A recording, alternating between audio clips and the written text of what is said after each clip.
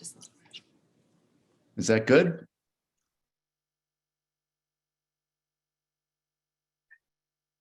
Well, good afternoon. I'm Scott Higgins, an Army veteran and co-founder of Veterans Advantage. And on behalf of all of us at Veterans Advantage, I want to welcome you to our third streaming Heroes Meet Heroes, where U.S. veteran heroes meet our U.S. Olympic heroes. And thank you all for joining us. Tomorrow's Veterans Day, and before we begin, we want to give a big shout out to all the veterans and their family members in our audience today. We also give a shout out to the Marines in the audience today. November 10th marks the 247th birthday of the United States Marine Corps. So today is a very special day and a time for commemoration and celebration. We want to thank all the veterans and their family members for your service to the country and for preserving the freedoms that we enjoy. Now, to give you some background, Heroes Meet Heroes was created 10 years ago by Lynn Higgins, who's my co-CEO and co-founder at Veterans Advantage. She also doubles as my wife. She's also beautiful and brilliant, and I want to thank her for initiating this. It's been a great success. You know, initially in the first 7 years before the pandemic, we held this at the New York Athletic Club. But with the pandemic, we went virtual, and we've expanded dramatically because of that. So this is all good. I also want to thank our talented members of our Veterans Advantage team who've worked so hard on this live streaming event. A big thank you goes out to Roy Asfar, Rebecca Martin, Angela McFarlane, Marissa Oster, Shanice Innes, Latia Burt, and Jeremy Woolsey for organizing this event. Now, the concept behind Heroes Meet Heroes is for our Veterans Advantage members, and you're out in the audience now, is to meet these outstanding American athletes, and likewise for Olympians to honor our veteran heroes. The athletes and veterans who are with us today will share their stories with you and respond to your questions. They share a lot in common: great determination and success, as well as service to our country. Now to our panelists. I'm going to tell you something about each one of them and their amazing accomplishments, and then I'll ask each one to tell us something more about their own stories, what they're doing now, what's important to them. And then for the second part of our Heroes Meet Heroes event, we're going to open the floor for a Q&A, question and answer session. Everyone attending today is muted, so we can't hear you, but if you press the icon at the bottom of your screen, you can submit your questions, and I'll present them to our panelists. And you know, you can begin asking those questions at any point. And then after the Q&A, we have some great giveaways. There's a Dell laptop, Wyndham points, 210,000 Wyndham points, I think, and 60,000 American Airline points. Also keep in mind that the first 100 who have attended this event will receive a free year of Vet Rewards or 1 year added to your membership. And another 100 will receive 2 free tickets to an IMAX movie of your choice. Okay, so let's get started. Paul Bucha, the Medal of Honor recipient, is our guest of honor. Unfortunately, Paul can't be with us live today, but here's a recording of my conversation with him earlier.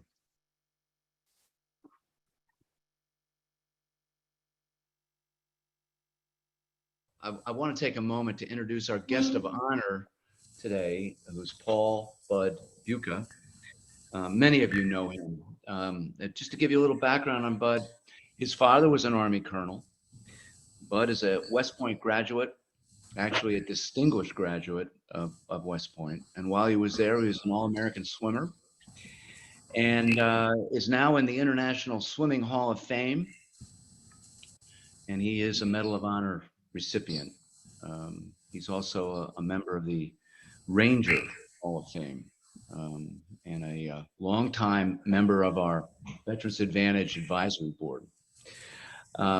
Bud can't be with us today, but I wanted him to participate in this, and he has a few words to say. Bud, as we approach Veterans Day, it's tomorrow, November 11th. What do you think is the most important thing to remember?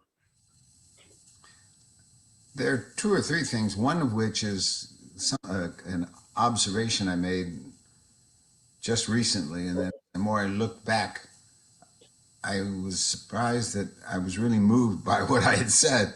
And what it had to do with is that what are veterans when we look at this kind of environment in which we're operating. What are the veterans?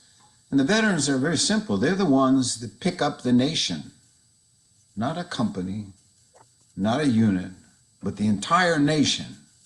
They put it on their shoulders. They wait for the veterans from all walks of life to step forward and say, I'm here to be counted. And then they can move on to saving the nation. It's literally what veterans are there for. And that's a tremendous burden to be given and an absolute right and privilege. And so that's the one thing, as we veterans look at our roles, remembering that we're the ones that carry the nation on our shoulders. The second thing was that it seems to me we've got to start being far more cognizant of the burdens we're placing on our vets, young and old, which in turn means all the pressure we're putting them on in things that we're trying to do for mental health. And we have to encourage people to go see their counselors. We have to encourage people to take advantage of the benefits that are available. People who will not be scared away by any of the cognizant issues that we're trying to solve, but rather it's the opportunity to allow veterans to grow and the nation to wrap around them. That's the 2 points we've made now. And the third one, which is a wonderful thing, our families expect all of what I just reminded everyone. We cheer, when we salute the veterans, we salute their families as well.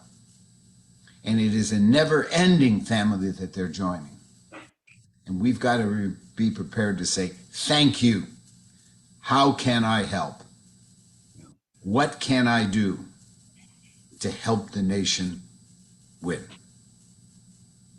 And if we can remember those 3 sections of the things that we're trying to learn and read and share with others, those 3 areas are the ones that I think is the thing to do today.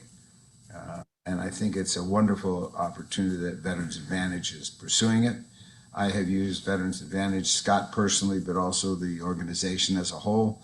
I have remembered them, unto them when I've had needs, and they have been responsive like very few others can be and have been. So that's what I would just remind everyone of. This is a wonderful nation, and it needs us. Thank you, Bud. That was very well said. God bless you.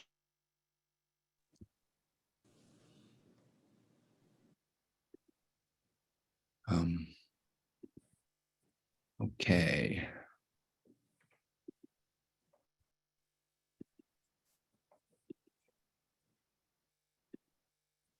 Sorry, I'm trying to find my notes here.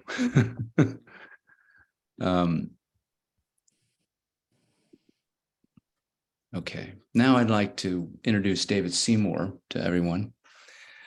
David is the American Airlines Chief Operating Officer and executive sponsor of the airline's Veteran Military Employee Business Resource Group, which supports team members as they transition to civilian careers or manage the dual responsibility of working at American while serving part-time in uniform. He's a West Point graduate, and he served with the famed 82nd Airborne Infantry Division of the U.S. Army, which specializes in parachute combat operations, and served as a platoon leader there, and then Company XO, executive officer in the 82nd Airborne. I was talking to David earlier and asked him how many jumps he's made, and he said he'd only done, well, a little over 1,200 parachute jumps. So, which is 1,200 more than me, and I think most of the people on this panel. But anyway, David is a former chairman of the Medal of Honor Foundation and a Veterans Advantage top vet. So David, thanks so much for your service and for being here today. We'd love to have you share with us more about your story, perhaps a commitment of American Airlines to veterans. Okay, well, Scott, thanks.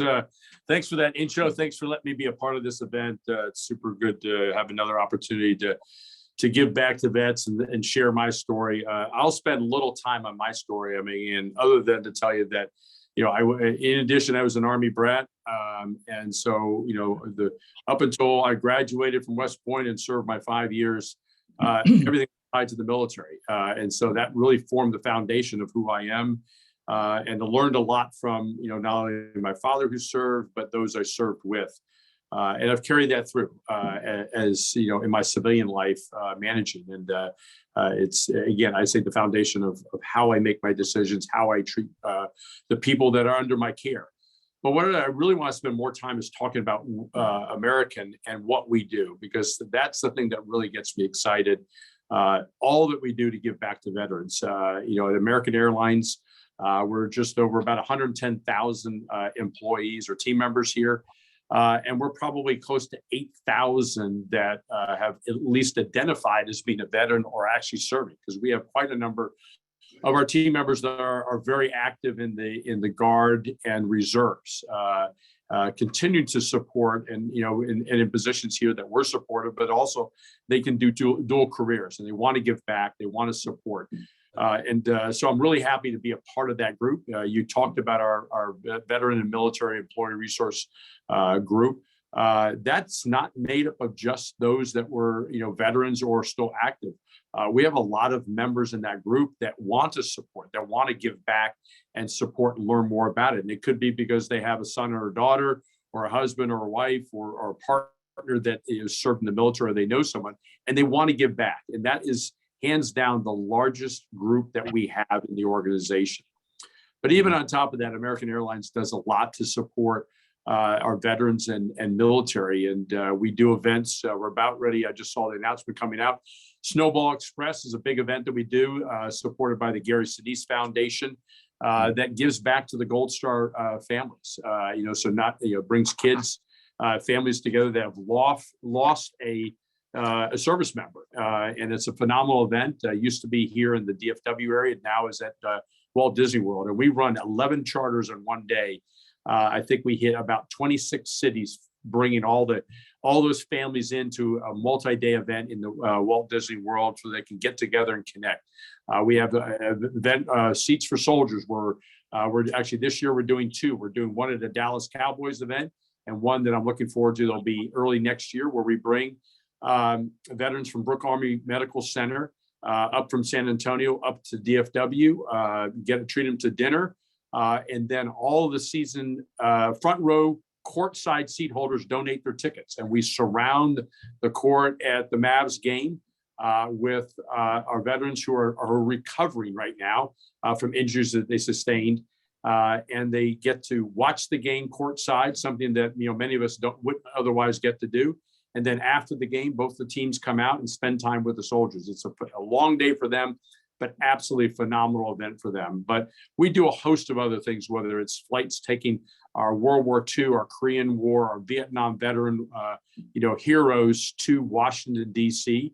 To see the monuments that are in their honor. Full flights. I think we've done, we've taken almost 250,000 veterans to those events. So we're trying to give back. And what I'd say is all those events I talked about, those are all done with volunteers. So our flight crew members that operate those flights, they don't ask for any pay from the company to do it. They volunteer their time on their own to go do that. And we have we have wait lists for people to go do this event. So it's just through and through the organization. So again, I'll stop there. I could talk forever, but I'll pass it back to you. Well, thank you, David. That's really impressive. I also want to add that David was instrumental in creating the savings for Veterans Advantage members who get up to 10% off on American Airlines flights. So we're very, very appreciative of that. Thank you, David. Now I'd like to introduce Joe Maloy. He's a U.S. Olympian triathlete and a 2016 world champion as a member of Team USA's triathlon mixed team relay. He's raced triathlons on every continent except Antarctica, and won iconic events, including the Escape from Alcatraz Triathlon and the Noosa Triathlon, originally from South Jersey, Joe is a Boston College graduate and currently lives with his wife and 2 daughters in Carlsbad, California. So Joe, you're a world-class athlete. Tell us more about yourself, how you balance athletics with a family life, for instance. Poorly, Scott. First off, thanks for the intro and the opportunity to be here with you all.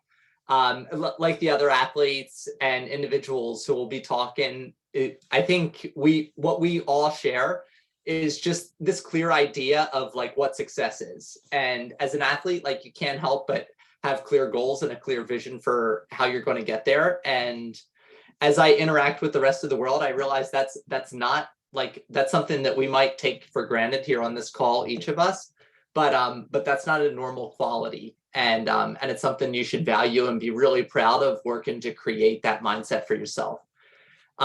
So Scott asked how I balance family and sports. I think it's just with intention. It's, with the family life, it's, being an athlete has certainly taught me that, your productivity comes from where your investment is. So where you're putting your time, that's where you're going to see your results. So, I have a family and that's very important to me, but I have, athletic achievements that are also important to me. I have work commitments that are important to me. So just being intentional and not being with my family when I'm supposed to be at work, and with my work when I'm supposed to be with my family is probably my best piece of advice there. But thanks again for the opportunity. Happy early Veterans Day to everybody, and looking forward to this. Thanks. Yeah, thank you, Joe. Syed Faraz, known as Faraz, is a U.S. Air Force veteran who served as a navigator on reconnaissance platforms and also worked on defense innovation projects. Following a short stint in the private sector, Faraz earned his navigator wings in the Air Force and flew over 630 combat hours. He also worked on innovation initiatives for the U-2 program, raising over $100 million for these efforts. He's a Tillman Scholar and is pursuing a Stanford MBA and a Harvard MPA. What's that? Master of Public Administration. Yeah. And he has 2 amazing kids. Thank you for your service to our country. Tell us more about what's going on in your life these days. Looks like you're pretty busy. We have a 3-year-old and 1-year-old. You'll probably hear them shouting here in the background very soon. They keep us on our toes. But first of all, I wanted to thank you and the organization for hosting this great event in the service of veterans and Veterans Day. And I also want to give I want to remember a great American that we lost a few days ago, Secretary of Defense Ash Carter. Was a great servant of the people. And I'm sure for all the veterans here, he has touched your life in many different ways over 30 years of service with the DoD. Yeah. And then, having remembered him, I also want to think about like why we're here. Scott, I was born in India, and then we moved to Texas when I was 12, when I was a kid. And I remember living in India, and we also lived in Saudi Arabia for a couple of years. Coming to this U.S. made me realize, having seen different systems of government and how different societies work, that what we have here is very, very valuable. There's not too many countries where they let somebody from outside come in and give them, the highest security clearance you can possibly get, and let them work on some really, amazing projects for the country's defense. And that's our secret power. That's our superpower. And so I've been just extremely privileged and honored to be part of the Air Force and part of the DoD, and now as a veteran. So, that's something that I keep in mind is how are we continuing to keep serving the nation, as Bud Bucha was saying in the beginning of this call, is our job is to make sure that the republic that we've been given survives and thrives, for the next generations. Mm-hmm. So that's what I focus a lot on. That's why I'm going to these schools, and I'm also very thankful to the taxpayers and the U.S. public and the U.S. government for the amazing GI Bill, which is the only way I could afford paying the tuition for these schools. Again, thank you guys. Yeah, well, thank you, Faraz. That's terrific. Jordan Burroughs is an American freestyle wrestler who started off as a New Jersey high school state wrestling champion before moving on to college, where he became a two-time NCAA champion for the University of Nebraska. He recently received a gold medal at the 2022 World Wrestling Championships and set the American record for gold medals, 7 at the Olympic and World Championship level. He now owns more titles than any other American in history. Burroughs is widely known for his double leg takedown. All right, I like that. And is considered one of the greatest freestyle wrestlers of all time. He currently competes at the 79 kilogram weight class. What is that? 174. 174. Yes, sir. And is currently training in an attempt to make his third Olympic team to compete at the Paris Games in 2024. I was talking to Joe earlier. You know, I was a All-American wrestler in college, and I understand the sport, but I am in complete awe of your athletic accomplishments. Thank you very much. I appreciate that. Determination. Tell us more about your life these days, Joe. Yeah, for sure. So thank you guys for the invitation. I appreciate you guys allowing me to be here. Thanks for everyone, active military, all the veterans. Happy Veterans Day. One of the things that, you know, is unique about the sport of wrestling is it's a sport built on lineage, on tradition. Typically, if your father wrestled, your uncle wrestled, your older brothers wrestled, you wrestle. But I was one of the few guys that no one in my family wrestled. I was a big WWF fan as a kid, actually. And so that's how I got into it. Macho Man, Randy Savage, Hulk Hogan, the Ultimate Warrior. Those were my favorite wrestlers when I was a kid, not Olympic gold medalists at all. And so I remember bringing home a flyer one day from my elementary school and showing it to my mom. I was 6 years old. And she was like, sure, I'll take you. And so when I got to the gymnasium and I realized it was just a bunch of flat mats laid out on the floor, I'm like, this is nothing like I expected to be. I expected guys to be getting hit with chairs, slammed through tables, jumping off the top ropes. It was completely different. But I was small. My first weight class was actually 45 pounds. And I was a scrappy little guy. And so what hooked me was the very first time I ever won a trophy. I won a participation trophy. I got pinned my very first match, but I still won a participation trophy. And from that point on, my dad would take me to the trophy room before every tournament. And he showed me all the trophies lined up in that room that they were going to be given out at the end of the day to all the place winners. And he showed the trophy, say, you see that small one over there in the corner? And I'd be like, yeah. He's like, all right, that's third place. If you win 3 of your matches today, you get the third place trophy. And you see that one a little taller than that one? That's the second place trophy. You win 4 of your matches, you get that one. He said, you see that really tall one over there? And I'm like, yeah. And he's like, if you win all your matches, that's the one that you get today. And so that was kind of my inspiration as a young man. And so as I just continued to improve and started to realize that this was an opportunity for me to steward my gifts and go on to do special things, I started to really buy into improving at the sport. But it's been a long journey. I'm 34 years old. Still at it, still continuing to compete. My oldest is 8. He just started wrestling. And so I've got 4 little ones at home. Beat that, Joe and Faraz. I've got 4 little ones. We've got 8, 6, 2, and 1 at home, my wife and I. And so we're very busy. And I run a youth wrestling academy back in South Jersey. And so we've got about 95 kids that we coach twice a week, trying to build up the next generation of athletes and young wrestlers in this sport. So I love this sport, a lot about character development, developing honor, integrity, and all of the characteristics that are necessary to be positive contributors to society. And so I'm a big wrestling advocate, love the military, and thank you guys for your sacrifice and everything you do for our great country. And I'm happy to be here. Thank you, guys. Thank you, Jordan. Thank you very much. Kim Vandenberg. Kim is an Olympic bronze medalist who specializes in both the butterfly and freestyle swimming techniques. She's a 2-time gold medalist from the 2011 Pan American Games in the 200 butterfly and the 4x200 freestyle relay. Silver medalist from the 2007 World Championships in the 200 fly and a 3-time national champion in the 200 fly.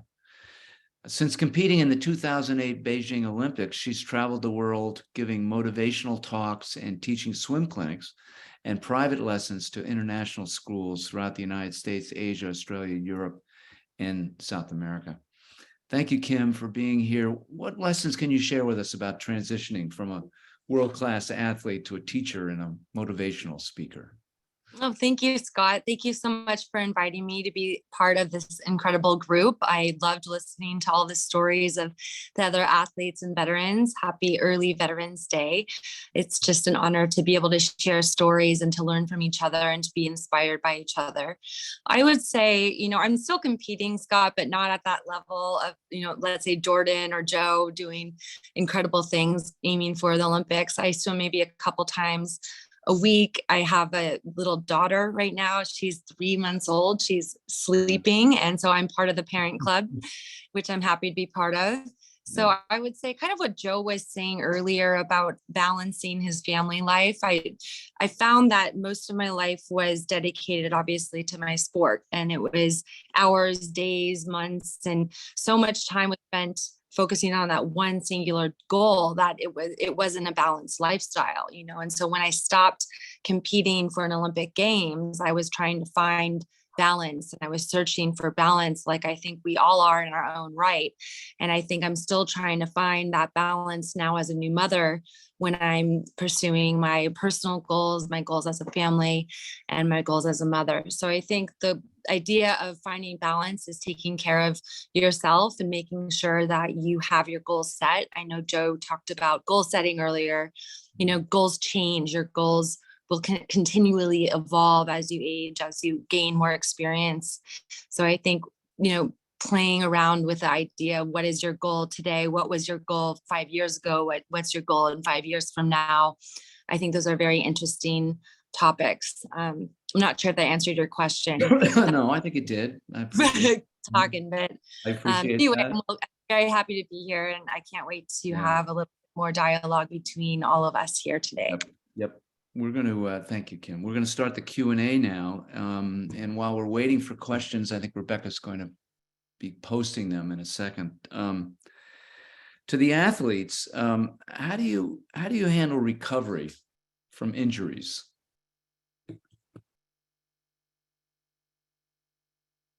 Anyone want to take that?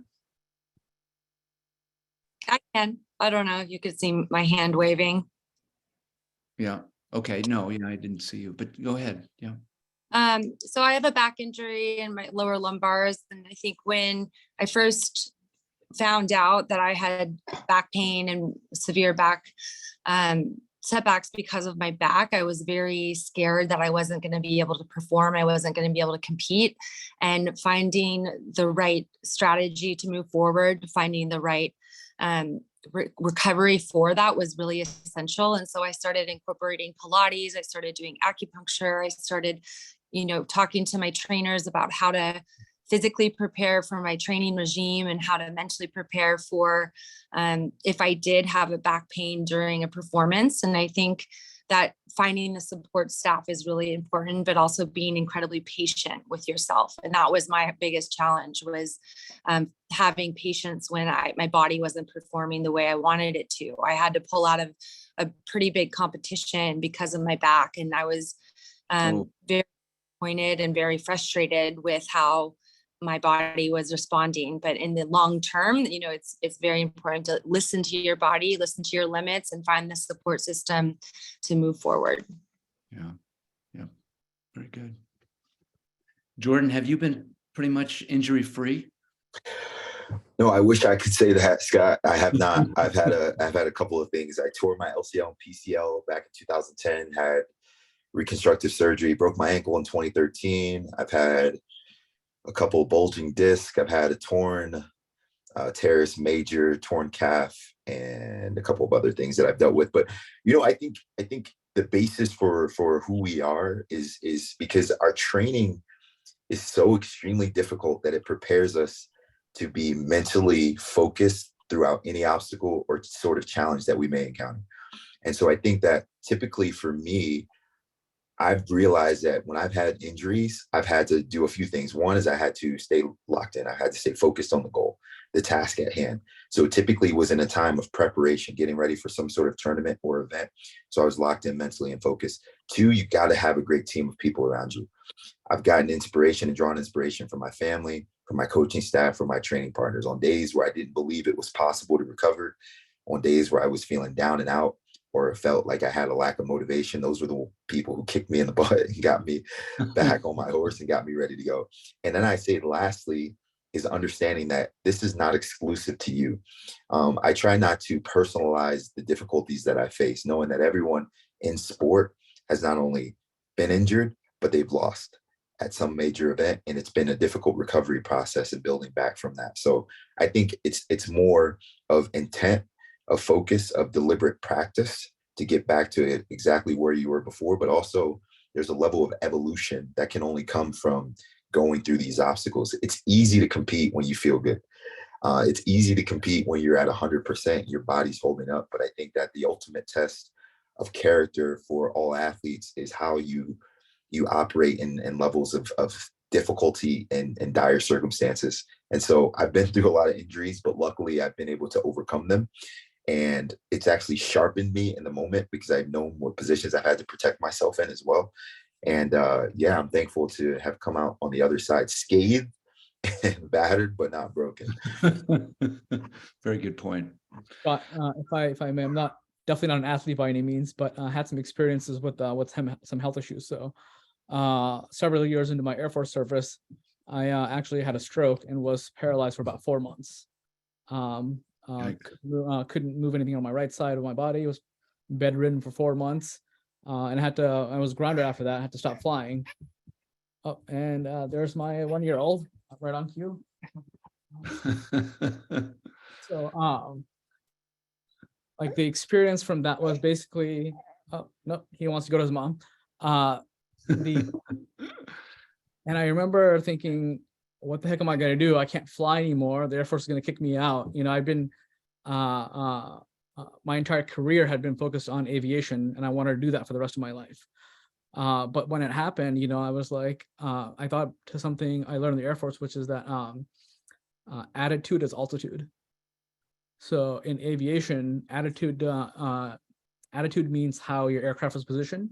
So if you have a positive attitude, your nose up, you're going to climb. If your nose down, you're going to hit the ground soon. And I think that carries forward into real life too. If you have a positive mental attitude, if you have a positive mindset, most situations you'll be able to overcome them and learn from them. And now I'm very grateful that I had a 5% chance of full recovery. I'm very grateful that God put me in that, 5%. But it was a tough slog, and I totally agree with Jordan that it's about having that right mindset and the right team around you. Yeah, very good. Wow, what a story.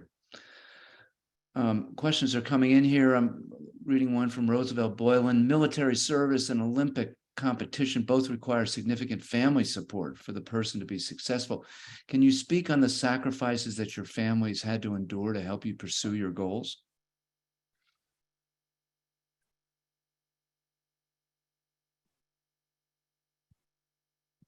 Nobody wants to talk about this one because this is the sucky part. Like, but yeah, I mean, I can just briefly say, I've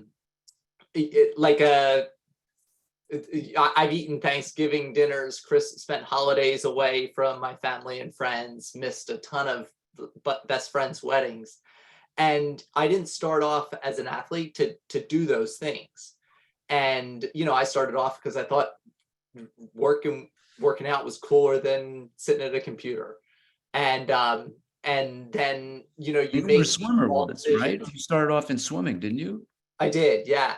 And you make these decisions like one after the other, and then all of a sudden you're down this road where, yeah, of course your workout on the next day is more important than whatever family event is going on. And of course, this competition to get your Olympic points up is more important than this kid who's been there for you your whole life. Like in my younger years, I didn't really think twice about it. As I got older, I realized that my cup was going to be pretty empty if I continued making those choices. And I heard an analogy that I'll share that has stuck with me. And it was about this professor who walks into a classroom one day. And he has a big glass jar, and he fills it up with rocks. And he says, "Okay, hey, everybody, is this jar full?" And he was like, and the class kind of agreed. They're like, yeah, it's full. And then he took a bunch of smaller pebbles and then poured them into the jar, and then asked the glass, is this glass full? And they said, where are you going with this? But that looks pretty full to me. Like, I don't think you're getting anything else in there. And then he takes a bag of sand and starts pulling sand in there and banging the jar on the table until he gets all the sand in between these little cracks. And he says, now, is this full? And the class is like, yeah, that's for sure full. And then he pulls out a cup of coffee from underneath the table and dumps the coffee in to fill up the rest of the space. And he goes, the moral of the story is the big rocks, that's the stuff that makes you you. That's the stuff you got to put into your jar first. Where if all this other stuff wasn't in there, you'd still be full. That's, your God, that's your family, your loved ones, who you wake up for in the morning, what you wake up for in the morning. For some of us, it can be our country. And then the next bit, the pebbles, that's like your titles, it's athlete, leader of a corporation, or it's, just work, or whatever it is these titles that we derive value from, but they don't make us us. And he said, this is where it gets interesting. You start putting those little pebbles in first, you're not going to have room for the big stuff. And then the sand, that's like, that's the smaller details that you fill your day with. And the coffee that's because there's always room for coffee with a friend. And that stuck with me because it reminded me, you got to get the big things right. And when you get the big things right, you find room for the other stuff. Yeah. But if you start putting the small stuff in first, then you're gonna have some trouble. So I wanted to share that with you. It's had an impact on the way I think about things. And hopefully it helps some of you. Here's a question from John Georges. He said, thank you for the inspiration. I'm a surface warrior. I do miss the sunsets, dolphins, and the serenity of being out in the sea. My transition was rough and I was discriminated against on more than one occasion. I tried to maintain my dignity. However, it took a lot of grit to overcome. This is a general question for all the panelists. What gems of inspiration can you share about how to excel and be excellent in what you do?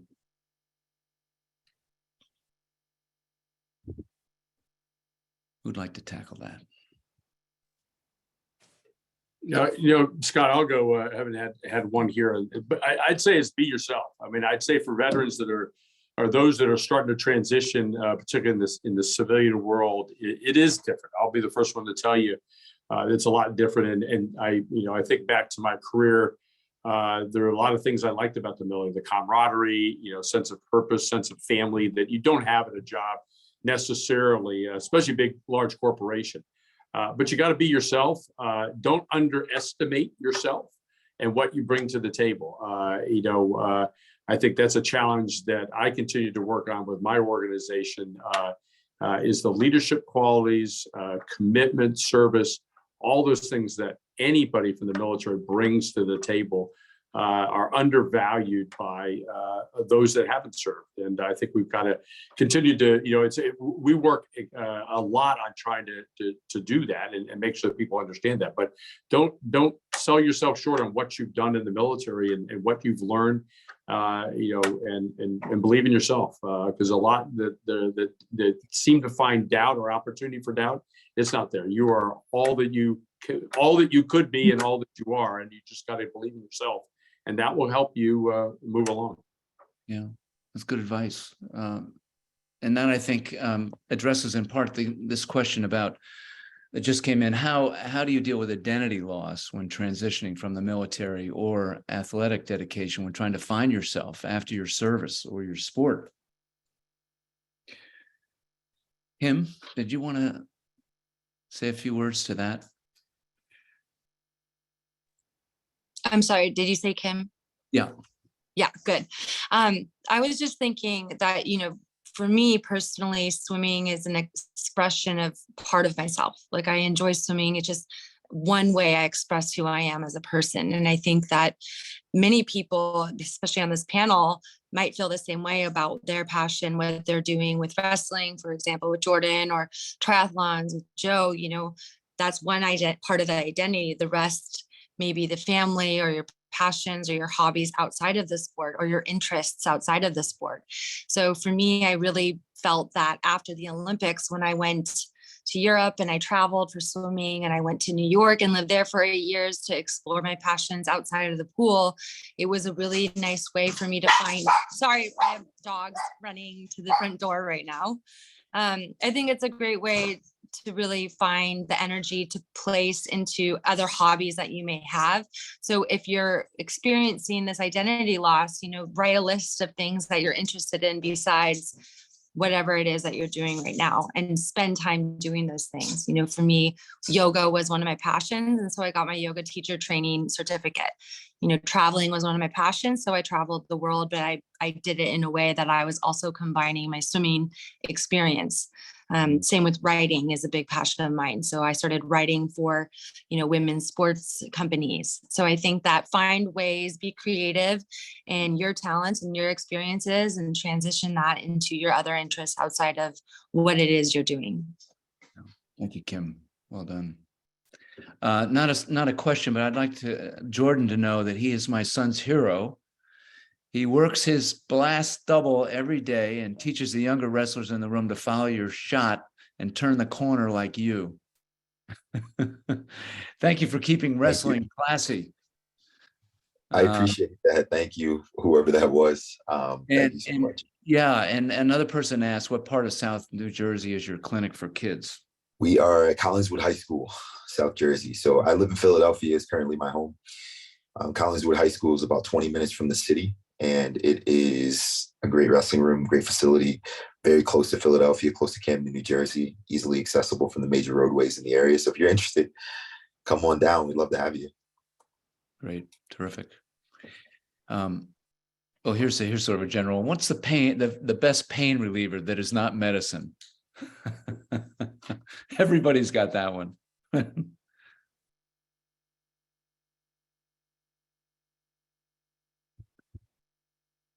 No one wants to get their favorite. I'll go.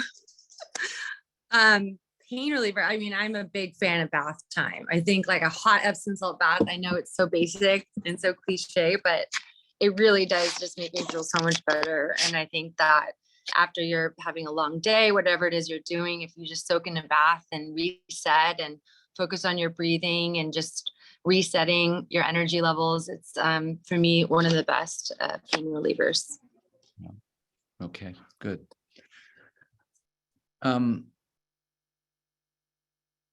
currently a 100% disabled veteran due to the spinal injury in the military and have PTSD. How do you change your vision of accomplishment from physical awards, et cetera, to just making it through the day and accomplishing a few things?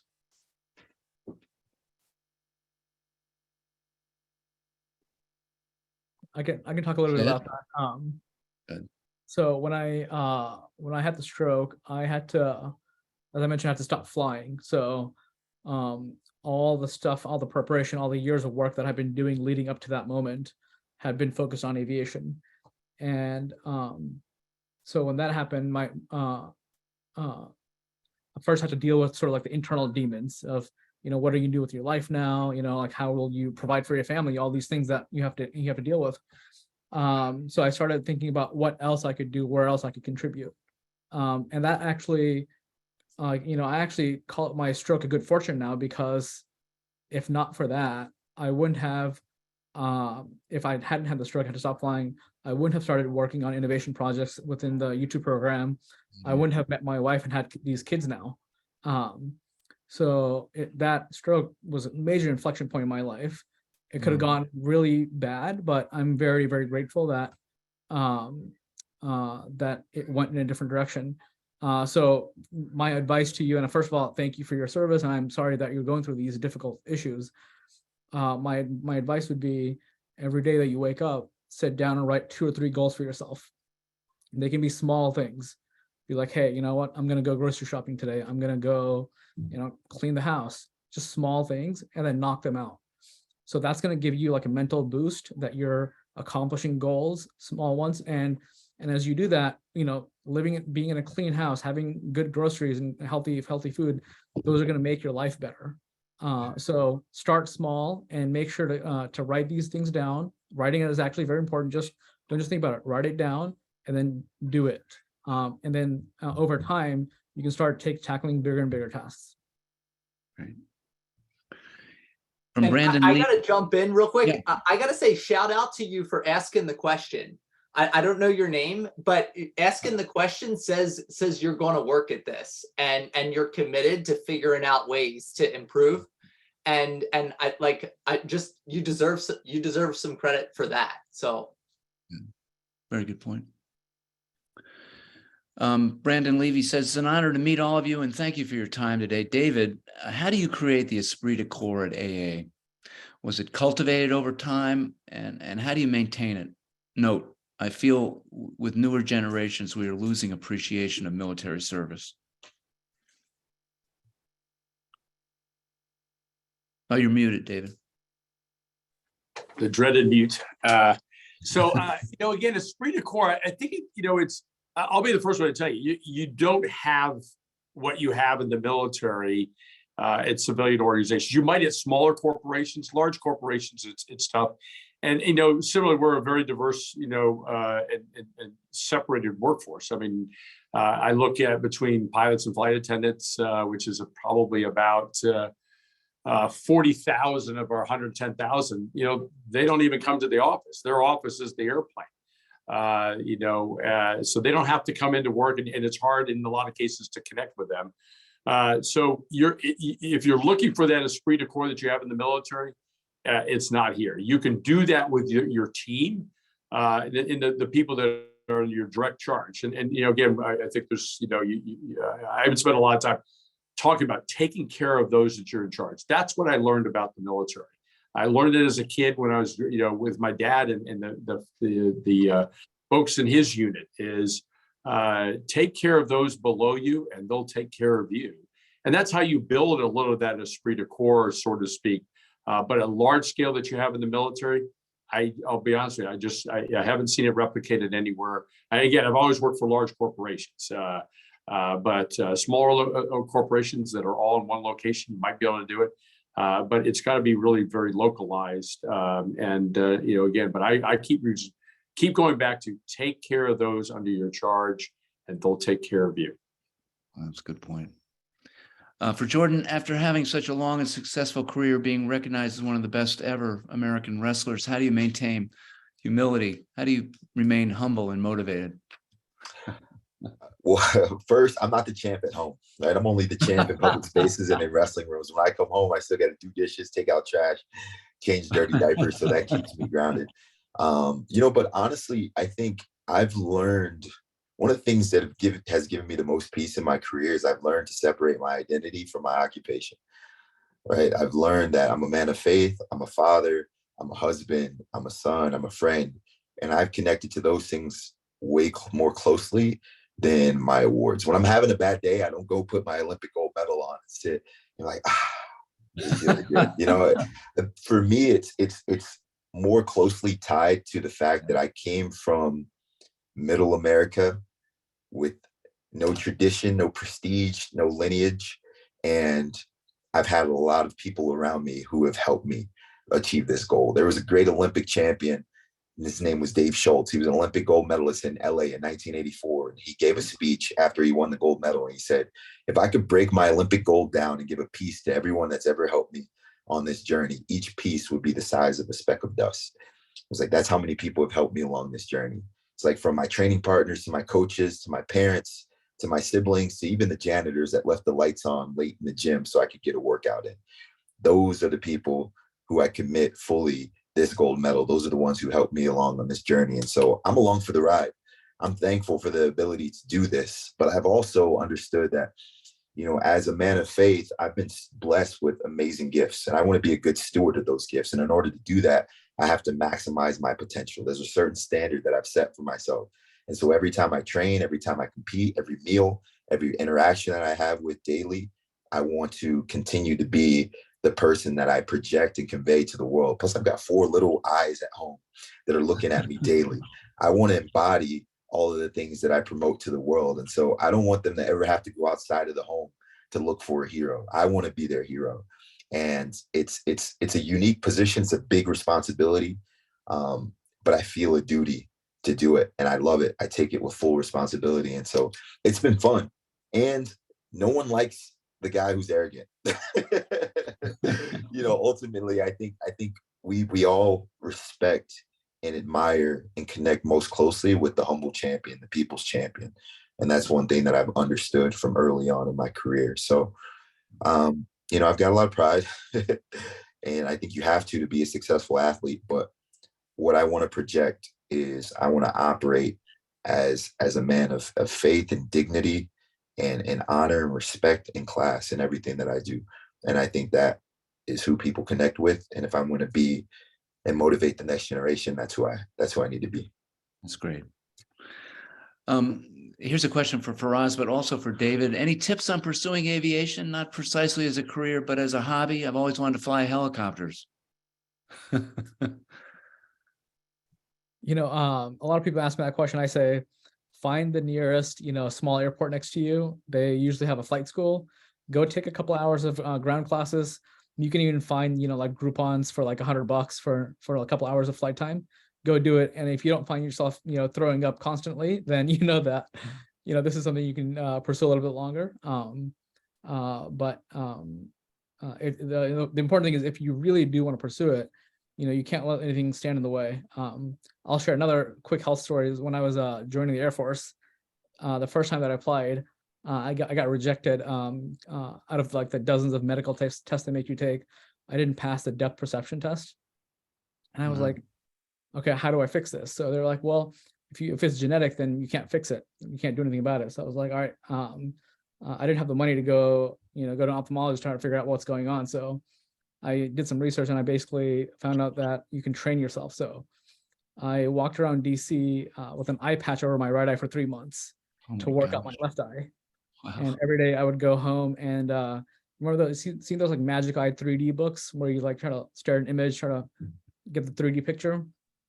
I did that every day for an hour for 3 months. And then after the end of 3 months, I was like, I can see this now. Immediately I called the recruiter and then went to pass that test. So the lesson is, don't let things, get in your way, figure out a way to get over these obstacles. Good. David, anything to add to that? Or? Well, the only thing I'd add to that one is, if you ever want to become a pilot, now's the time to do it. It is right. It is tremendous wealth creation opportunity for those that want to do it, and the opportunities are out there. I think we're going to turn over at American Airlines almost half of our pilots in the next 8 years. Wow. So there's a lot of opportunity. It does take some investment. There's a lot of opportunity to find sources to fund you. It's not cheap to do that, but we're creating more and more opportunities out there. And the real value, and where we're really spending a lot of time as an airline with our Cadet Academy, is opening and creating that opportunity for those that don't come from wealth or don't have opportunities to get into it, a less privileged environment. So we spend a lot of time with our diverse pilots, finding and creating opportunities for those that otherwise wouldn't have an opportunity to do it, to step into that career. But it's a great time to do it if you want it. Great. Thank you, David. So as we're wrapping, we've gotten so many great questions here. I'm sorry that we're not able to answer all of them. We will also respond to them in writing, or at least the ones that we can. But I wanted to close with this one from Jeffrey Fowler, who said, can you tell me about the value of failure and the best way to utilize the lessons one can take from it? Who'd like to address that? I'd like to go on that one. I think that's a great question. I feel like I failed my way to success. I tried out for the Olympic team 5 different times, and I made it 1 time. And I think that each time I failed to make the team, I gained a different perspective of my career, of my journey to make the team. And I think that when you do fail, there are so many lessons. And I think cultivating gratitude to even be trying to pursue a goal of that magnitude was something that I really resonated with. And so I think the perspective of gratitude and thanking those, like Jordan was saying, who have helped you along the way. And even if you don't, make your goal, whatever it is, you still gain a different appreciation for your life and for everything that you are blessed to have. And so I think failure is fabulous. I think it's something that we should, celebrate just as much as our successes. Without failure, we wouldn't have success. Very good point. And Scott, I'll just add, and it goes off of what Kim said there. It's simply an adage I have is that if you don't fail, you're not trying. So, Yeah, there you go. As hard as that is, sometimes. Mhm. Well, this has been great responses, great questions. We appreciate them very much. I want to sort of move on now to thank our sponsors. Our lead sponsor this year is Avis Budget. And they've got a very talented team led by a senior VP by the name of Stephen Wright, wonderful guy. And for many years, Avis Budget has advocated for veterans and has partnered with us with Veterans Advantage to offer exclusive savings to our members. Joining us again as a sponsor is 1-800-Flowers and its family of brands. Jim McCann, who's the chairman and the founder and a friend, make sure that all of our Vet Rewards subscribers receive 30% off their flowers orders. If you don't use this service, you should. It's really great. This is the same discount that they offer their own employees. It's quite something. And we want to thank IMAX and their CEO, Rich Gelfand, for years has been donating tickets to IMAX movies today, 2 each for many of those who are attending today, and to Dell, who's donating a free Dell computer, thanks to Chris Pringle at Dell, and to Wyndham Hotels and Resorts that are giving away 210,000 Wyndham points today. And of course, to American Airlines for the great savings they offer Vet Rewards members, thanks to David, and to the 60,000 points they're donating today, arranged by Loretta Joanna, who's our American sales specialist. And to Legacy, who's a new partner of ours because and sponsor, because reproductive health is an important component of military readiness. Legacy offers Veterans Advantage members a 25% discount on sperm testing and freezing services. And lastly, 4Block is our 501c3 partner. Shout out to Marine veteran and founder Mike Abrams. So we're deeply honored to have these sponsors, and on their behalf, 100 of you, as I mentioned before, attending our event today will receive a free 1-year subscription to Vet Rewards, or 1 year will be added to your current subscription. Our Vet Rewards subscribers also be getting a real thank you tomorrow for Veterans Day from our partner at Wendy's. Make sure you go to a Wendy's before 10:30 tomorrow. Show your card for a free Veterans Day breakfast combo. And also be sure to go to Bed Bath & Beyond, show your Vet Rewards card in the next couple days for 25% off everything in the store, and 20% off at Bye Bye Baby for your kids here. I know it's a lot of small kids for tomorrow only, but it's 20% off. Now we're going to have a number of trivia questions that Rebecca Martin is going to ask, and the first person who responds correctly will be the winner of a Dell computer. So be sure to respond through the chat channel. Is that right, Rebecca? Yes, instead of the Q&A, we're going to move to the chat channel. Yep. And just type in the correct answer. I'm afraid this one might be too easy, but we're going to go with it. So this is for the Dell computer. Which military branch is the oldest? Well, we've gotten many of the right answer simultaneously, so I will leave it to our friends behind the scenes to tell me who said it first, because that was pretty fast. It happened very quickly. It was Josh Frankel. And Josh, give us just a second, and Roy will allow you to speak and accept your Dell computer. Well, I appreciate that. Thank you. I actually am a Marine, but I do know my history, so I'll take credit for that. That's excellent. Josh, where did you serve? Well, primarily I served on the East Coast. I started out with Marine Light Attack Helicopter Squadron 269, which unfortunately is about to deactivate here. They flew their last flight November 7th. And then in the reserves, I served as an air officer in the Detroit area with 1st Battalion, 24th Marines. and then served with Marine Light Attack Helicopter Squadron 775 and deployed to Iraq 2 times with the reserves.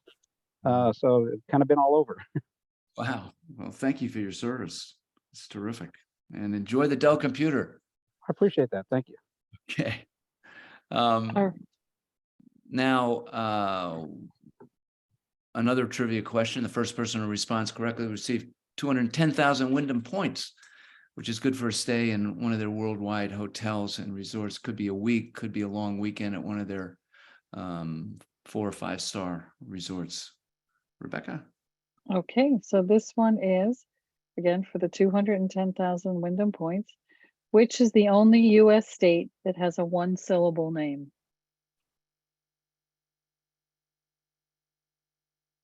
And we got the right answer. I feel very, like I feel confident that I can answer this one myself. It was Thomas Russell, but the answer is Maine. That's right. I thought it would take a little bit longer to get there, but Roy, are you allowing Mr. Russell to accept his 210,000 Wyndham points? I think Roy is searching for him, right? Well, congratulations, Thomas. That's terrific. Hope you enjoy it. And while Roy is looking for that, we'll come back to you because we'd love to learn more about your service. But anyway, our last trivia question, the first person who responds correctly will receive 60,000 American Advantage points. You'll be able to take those and apply those for you and a friend to go anywhere in the US or overseas.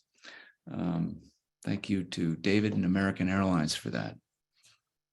Rebecca? Okay, so here's our question. American Airlines was the first airline to fly which aircraft? All right. And I'll also add that aircraft is at the American Airlines Museum, right, I David? have seen the correct answer, so we'll stop. I just need it confirmed, but That's we have it there. correct. Right. And the winning And it's Jonathan Asher. Jonathan Asher. Okay. Now, why this is taking a while to locate Thomas and Jonathan is Zoom does not allow you to put attendees in alphabetical order. And so there's no way to so Roy is now going through all the attendees to find Thomas and Jonathan. And I'm here, Jonathan. Jonathan, great. Well, congratulations. Hope you Thank you. enjoyed them. What branch did you serve in? Well, 4 years active duty Army, 3 years Florida National Guard. My unit was the one who put the Nike missiles between Miami and Key West, and then 7 years flying airplanes in the Navy. Wow. Wow. Well, thank you for your service. What a great story. Are you now down in Florida as well? No, I'm in Norfolk. You're in Norfolk. Wow. Terrific. Wow. Thank you for your service. Thank you. Appreciate it. And were we able to find Thomas Russell? See, Thomas is unmuted, so he's allowed to speak if he can. Yeah. Hey, Thomas.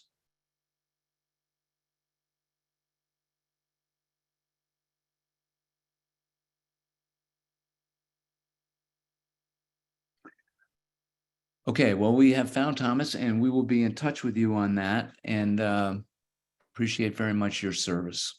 So I want to take this opportunity to thank each of the panelists for finding the time to be with us today. It's such an important occasion.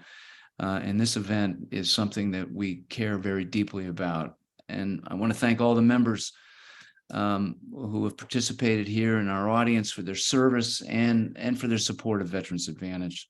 So happy Veterans Day. And for the Marines, happy birthday. Stay safe and see you soon. All the best.